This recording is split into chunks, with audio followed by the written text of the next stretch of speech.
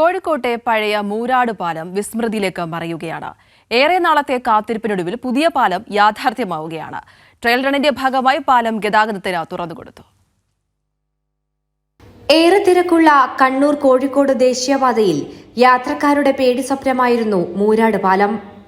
രണ്ട് വലിയ വാഹനങ്ങൾക്ക് ഒരുമിച്ച് കടന്നുപോകാൻ കഴിയാത്ത വിധം വീതി കുറഞ്ഞ പാലം.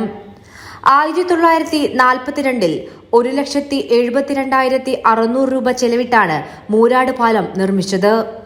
1938 പണി തുടങ്ങി 2 വർഷം കൊണ്ട് പണി പൂർത്തിയാക്കി. ബ്രിട്ടീഷുകാരുടെ കാലത്തായിരുന്നു അത്.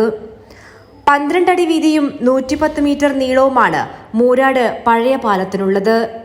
നിർമ്മാണഘട്ടത്തിൽ നിരവധി തൊഴിലാളികൾ ഒഴുക്കിലും ചെളിയിലും പെട്ട് ജീവൻ പൊലിഞ്ഞു പോയിട്ടുള്ളതായി അക്കാലത്ത് ജീവിച്ചിരുന്നവർ സാക്ഷ്യപ്പെടുത്തുന്നു. 38 പണി തുടങ്ങുന്നു, 40 പണി അവസാനിക്കുന്നു. 2 കൊല്ലം കൊണ്ട് പണി പൂർത്തിയാക്കി.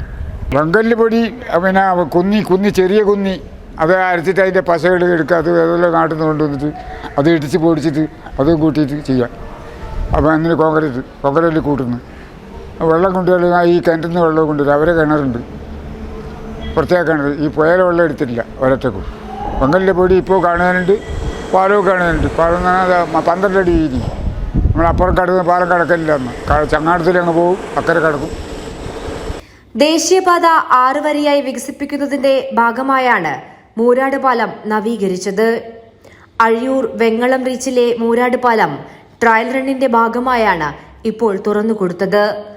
മാഹി ബൈപ്പാസിനൊപ്പം മൂരാട് പാലം കൂടി യാഥാർത്ഥ്യമായതോടെ കണ്ണൂർ കോഴിക്കോട് യാത്ര സുഗമമാവുകയാണ്. നിശ്ചയദാർഢ്യത്തോടെ നാടിന്റെ വികസനത്തിനു വേണ്ടി നിലകൊണ്ട ഇടതുപക്ഷ സർക്കാരിന്റെ ഭരണ നേട്ടങ്ങളുടെ പട്ടികയിൽ ഇതും ഇടം പിടിക്കുന്നു. കൈരളി ന്യൂസ്, കോഴിക്കോട്.